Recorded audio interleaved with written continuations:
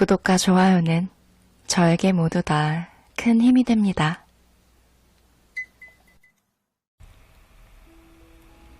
안녕하세요. 거북이의 별책부록의 거북이입니다. 와, 저 사람 참 품이 있다. 왠지 모르게 귀티가 난단 말이야. 뭐가 다르지? 이런 생각이 드는 사람 만나보신 적 있으신가요? 말투와 태도가 품이 있고 귀티가 나는 사람이 있어요. 중요한 것은 외모와는 상관없이 내면에 특별한 품격이 있어서 말할수록 점점 빠져드는 매력이 있는데요. 무심코 던진 한마디에도 그 사람의 품격이 드러난다고 해요. 이렇게 존재만으로 품격 있는 사람이 되려면 어떻게 해야 할까요? 품격 있는 사람은 어떤 특징이 있을까요? 이기주 저자의 말의 품격과 함께 하나씩 알아볼게요. 때로는 나만의 속도로 천천히 반응하는 둔감력이 필요합니다. 장자 달생편을 보면 한 나무닭에 대한 이야기가 나오는데요. 닭싸움에 심취한 왕이 닭 조련사에게 이렇게 명령합니다. 세상에서 가장 용맹한 닭을 조련시켜서 내게 보내주게. 몇 달 뒤 조련사는 한가롭게 마당을 노니는 닭을 바라보며 말합니다. 바로 이 닭이 폐하께서 찾던 전화무적 닭입니다. 왕은 몇 번씩 눈을 씻고 닭을 바라봤어요. 조련사가 가리킨 닭의 겉모습은 형편없었습니다. 뼈대가 가늘고 살집도 빈약하고 어느 닭처럼 바쁘게 파닥거리기는커녕 꼿꼿하게 고개를 든 채 부동 자세로 정면을 바라보고 있었어요. 이 모습에 잔뜩 실망한 왕은 헛기침을 크게 하며 따지듯 묻습니다. 여보게, 내가 보기에는 그냥 거뭇한 나무 토막 같군. 저런 닭이 어찌 천하무적일 수가 있나? 겉으로 보기에는 하잘것없지만 나름의 장점이 있는 닭입니다. 저 닭은 아무리 덩치가 큰 닭이 덤벼도 허점을 보이거나 미동을 하지 않습니다. 쉽게 일희일비하지 않는 것입니다. 그러면 공격하던 닭은 제풀에 지쳐 슬그머니 꼬리를 내립니다. 싸움 자체를 하지 않고도 상대를 제압해버리는 셈이죠. 어떠한 적이 덤벼도 함부로 버둥거리거나 흔들리지 않는 적절히 둔감하고 의연한 닭 이야기 못개의 교훈입니다. 요즘은 속도와 빠르기가 모든 것을 지배하는 시대인데요. 말도 예외가 아니겠죠. 상대의 말에 즉각적으로 반응하는 언어적인 순발력은 이런 경쟁 사회에서 필수 능력으로 선호하는 사람들이 많습니다. 하지만 저자는 이런 적절한 의연함을 유지하면서 남보다 유연하게 말하는 목개와 같은 사람과 대화를 나눌 때 오히려 더 큰 즐거움을 느낀다고 해요. 여러분은 어떠세요? 물론 상황마다 다를 수 있지만 저도 대화를 할 땐 속사포처럼 빠르게 이것저것 말하는 사람보다는 천천히 물 흐르듯이 말하는 사람과 더 행복하게 대화를 즐기게 되더라고요. 상대를 먼저 공격하지 않고 편안하게 해주는 사람의 말은 물을 닮았습니다. 천천히 흐르면서 메마른 대화에 습기를 공급하고 뜨거운 감정을 식혀주기도 합니다. 이런 언어는 내 귀로 쉽게 흘러들어오고 이런 행동은 우리의 망막에 뚜렷하게 새겨집니다. 칼로 베인 상처는 바로 아물지만 말에 베인 상처는 평생 아물지 않는다 라는 말은 진리에 가깝죠. 날카로운 말들이 우리를 겨눌 때 어떻게 대응해야 할까요? 촉수를 곤두세우며 예민하게 반응해야 할까요? 아니면 둔감하게 반응하며 덤덤하게 임해야 할까요? 소설 신라권의 저자로 알려진 와타나베 주니치는 이런 고민에 휩싸인 사람들에게 둔감력이 필요하다라고 조언합니다. 이 말은 꿈처럼 둔하게 살아야 한다는 뜻이 아닙니다. 내가 어떤 일에 지나치게 반응하지는 않는지를 자각하고 적절히 둔감하게 대처하면서 자신만의 삶을 살아야 한다는 의미죠. 둔감력은 무신경이 아니라 보건력에 가깝습니다. 좌절을 극복하고 마음의 근력과 힘을 의미하는 회복 탄력성이라는 단어가 있죠. 이 의미와 좀 비슷한데요. 타인의 말에 쉽게 낙담하지 않고 가벼운 질책에 좌절하지 않으며 내가 고수하는 신념과 철학을 바탕으로 말하고 행동하는 힘. 이렇게 삶을 바라보는 세계관이 바로 둔감력입니다. 우리가 무협 영화를 보면 싸우는 걸 보지 않아도 고수와 하수의 차이를 딱 알아볼 수 있잖아요. 하수는 적을 발견하면 주저없이 칼을 쉽게 내두릅니다. 예민하게 반응하지만 애매하게 공격하죠. 그러면서 전력을 쉽게 노출하고 싸움에서도 늘 패배합니다. 하지만 고수는 어떨까요? 소리 없이 강합니다. 무릇 칼은 칼집에 있을 때 위험이 있습니다. 무작정 꺼내들면 칼의 위력은 줄어들고 말죠. 칼의 크기와 날카로움이 뻔히 드러나니까요. 말도 비슷하지 않을까요? 적절한 둔감력을 바탕으로 유연하게 휘두를 때 말의 품격은 더해지고 말의 힘은 배가 됩니다. 나를 제외한 모든 것이 정신없이 바쁘게 돌아가는 요즘이죠. 하지만 그 속도를 따라잡기 위해서 계속 달릴 수만은 없잖아요. 어쩌면 어떤 순간에는 나만의 속도로 천천히 반응해야 할지도 모르겠습니다. 좋은 의미의 둔감력이 절실히 필요한 시대에 우리가 살고 있지 않나 생각해 봅니다. 품격 있는 사람은 관계를 만들지 않고 쌓아갑니다. 여러분은 인간관계를 만든다고 생각하시나요? 쌓아간다고 생각하시나요? 관계를 쌓아가는 것을 잘 보여주는 이야기를 들려드릴게요. 제이라는 청년이 지하철 2호선 안에서 어느 날 이상형에 가까운 한 여인과 마주칩니다. 제이는 용기를 내서 말을 걸어보기로 해요. 예전에 한창 유행했던 CF 장면을 보는 것처럼 약간은 쑥스러워하면서 여인에게 말합니다. 실례합니다. 어느 역에서 내리세요? 제이는 자신의 말이 그녀의 마음에 새겨지기를 바랬지만 지나친 욕심이었어요. 요즘 시대엔 통하지 않았죠. 그녀는 매의 눈으로 제이를 쏘아보며 미간을 잔뜩 찡그리며 이렇게 말해요. 네? 누구시죠? 왜 그러시죠? 여인이 경계했지만 제이는 포기하지 않았어요. 차창 아래로 흐르는 강을 내려다보았습니다. 한겨울 추위가 풀리면서 투명한 햇살이 물 위에 한가득 퍼져 있었어요. 제이는 날씨와 절기를 대화의 소재로 끌어와 이야기를 늘어놓습니다. 아, 저기 좀 보세요.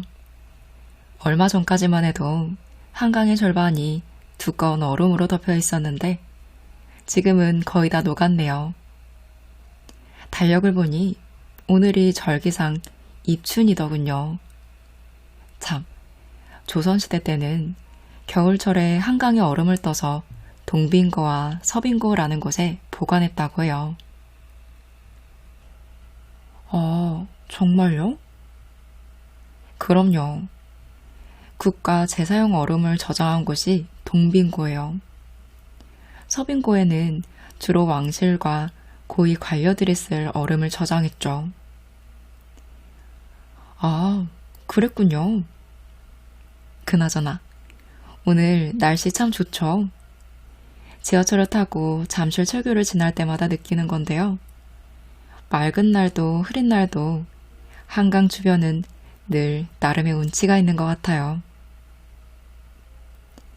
제이는 부담스럽지 않게 대화를 이어갑니다.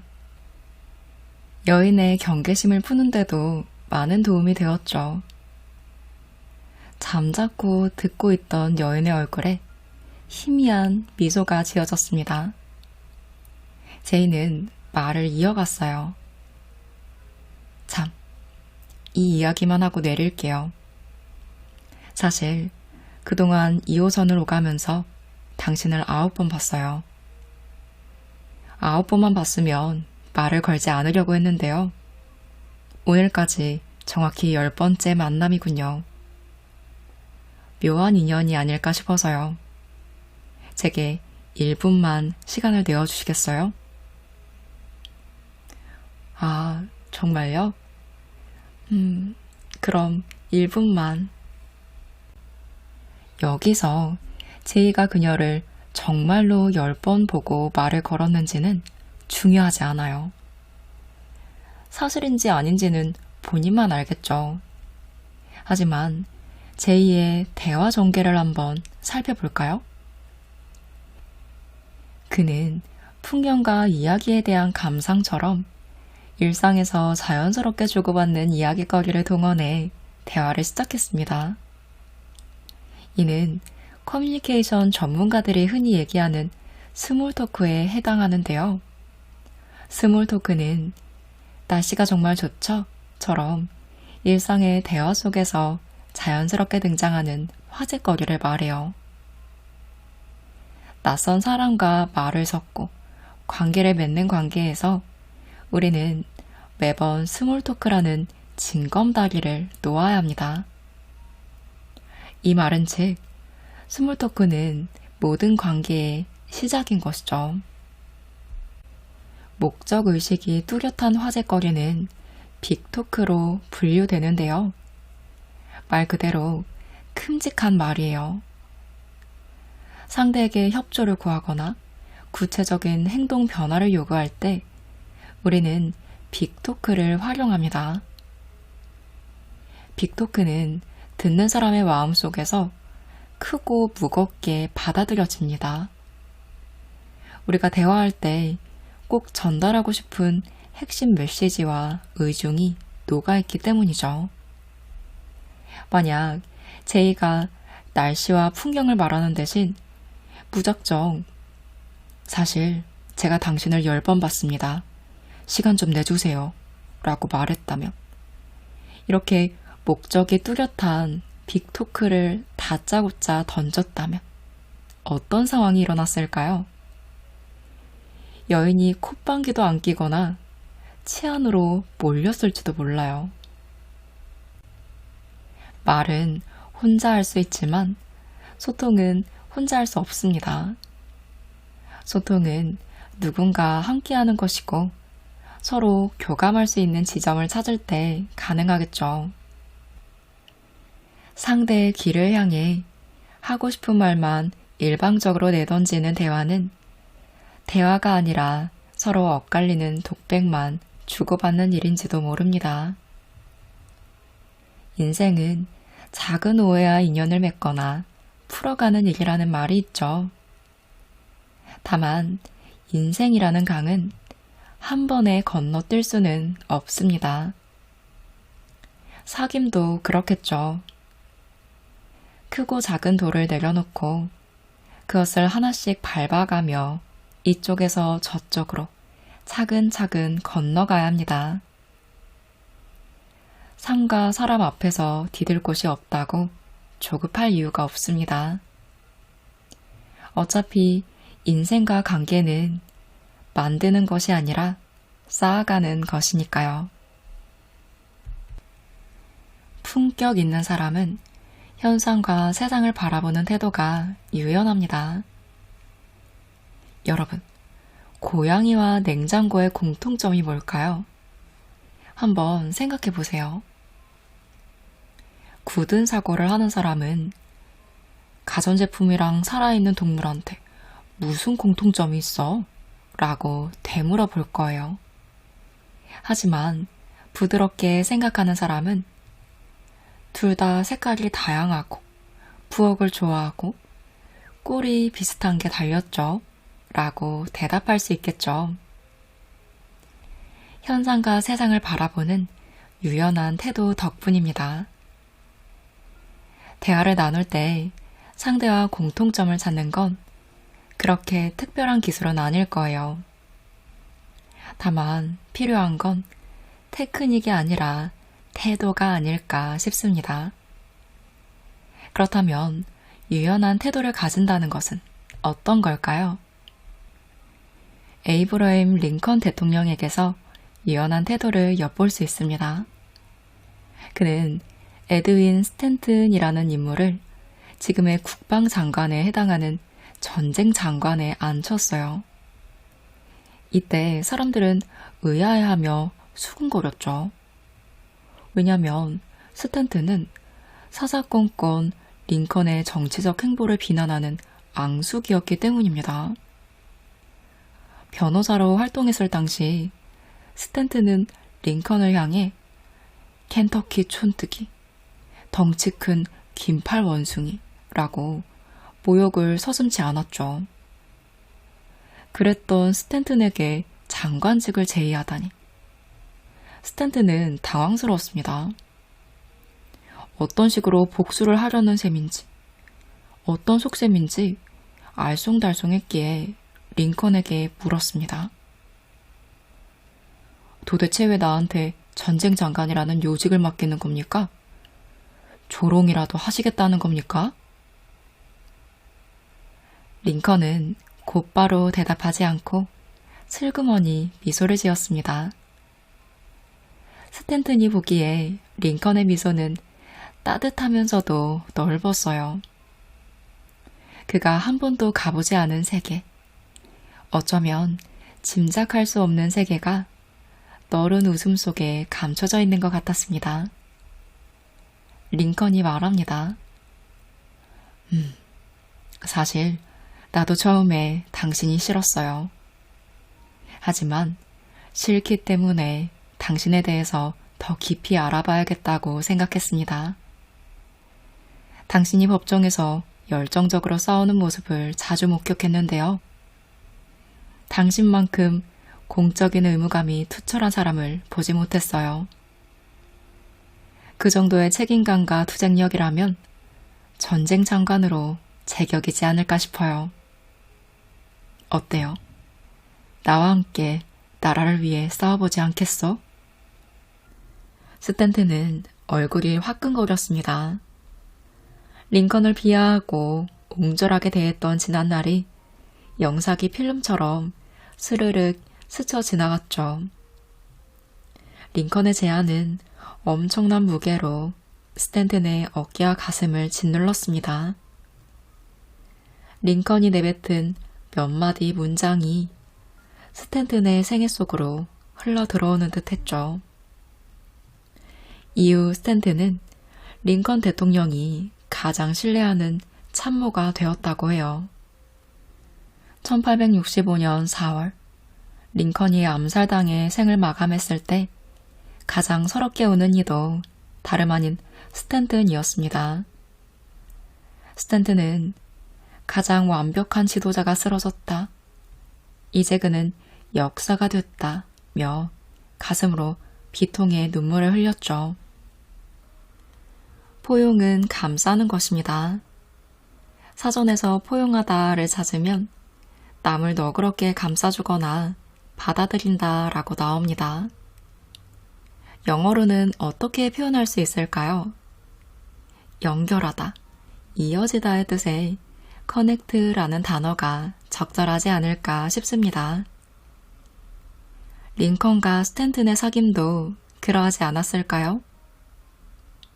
링컨은 스탠튼과의 관계를 개선하기 위해 칭찬을 남발하지도, 그렇다고 그건으로 그를 깎아내리거나 자기 발 아래 두려 하지도 않았습니다. 그는 스탠튼과의 공통점을 찾기 위해 애썼죠. 즉, 서로를 연결할 수 있는 일종의 고리를 확보한 거예요. 두 사람 모두 공적 소명의식과 나라를 생각하는 마음이 투철했습니다. 링컨은 이를 비집고 들어간 거죠. 상대와의 교집합을 찾아 다가가서는 링컨의 포용력 앞에서 과거의 관계는 무효했고 미래를 향한 제안은 유효했습니다. 여러분은 굳은 사고를 하고 계시나요? 부드러운 사고를 하고 계시나요? 현상과 세상에서 바라보는 유연한 태도는 품격이 있을 뿐만 아니라 더 지혜로운 인간관계를 쌓아가는 힘이 된다는 것 기억해 보시면 좋겠습니다. 오늘은 품격 있는 사람들의 특징을 알아봤습니다. 첫째, 품격 있는 사람은 나만의 속도로 천천히 반응합니다. 둘째, 관계를 만들지 않고 쌓아갑니다. 셋째, 현상과 세상을 바라보는 태도가 유연합니다.